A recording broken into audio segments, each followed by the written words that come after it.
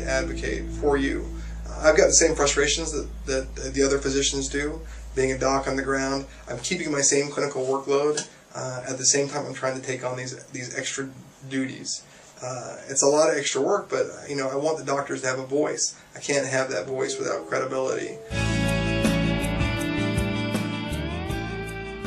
I just wanted to provide better patient care. I felt like it was rude to sit with my back to the patient and not to be able to address them directly. The patients would lean over my shoulders, they'd ask questions, they weren't aware of their own medical record.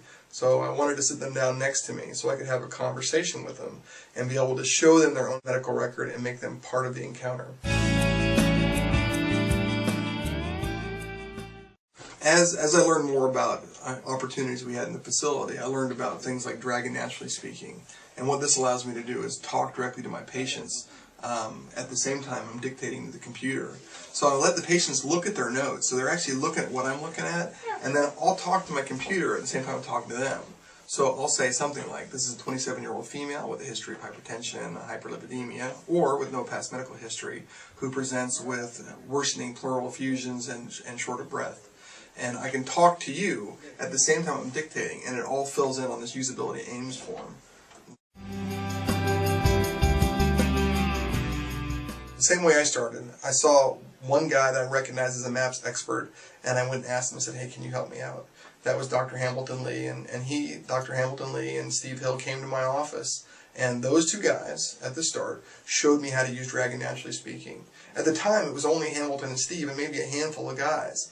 I used to liken this to there were ninjas out in the hill. You would always hear these great MAPS trainers, but you never saw them. So these guys were out training in the hills, and they're fighting with the gods, and you never saw them on the ground. But over the last year, these guys have come out of the mountains, and they're now down in the valleys with the villagers helping us. And so every day they're helping us fight this fight. So if you need some help, my recommendation is find one of the MAPS trainers and see what they can do to help you be better.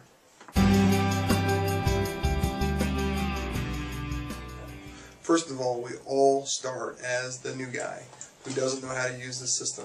All you have to do is show some interest and then take a look at a way to try and improve. It's baby steps. In German they say Schritt für Schritt, which means step by step. So the MAPS program is not difficult. Like most problems aren't difficult if you take them step by step. Take one bite at a time. Don't try to eat an entire elephant like in one bite. It just doesn't happen. It's easy. Just talk to your trainer. Find the first guy and say, hey, can you help me? How can I do my job better? And then let them watch you do your job. Let them watch you document. Let them help you get credit for all the work you're already doing. They can help you develop your provider templates and make sure they're meeting first the standards of care, second your coding requirements, and third, make sure you meet all of your Joint Commission requirements. At this point, this is concierge service. The MAPS trainers came to me in my office. They sat with me during my patient encounters with the patient's permission, and they watched how I did my job.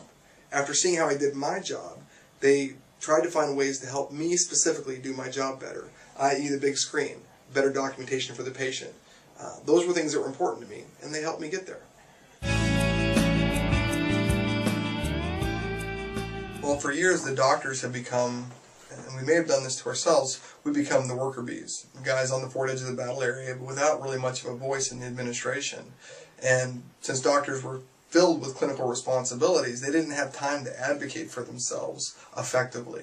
By being involved in the CMIO, we can advocate to try and take back some of those things that belong to us, specifically time, specifically empowering providers so they can have some relative voice in their own destiny. I hope I can serve my friends and my teammates effectively as the CMIO.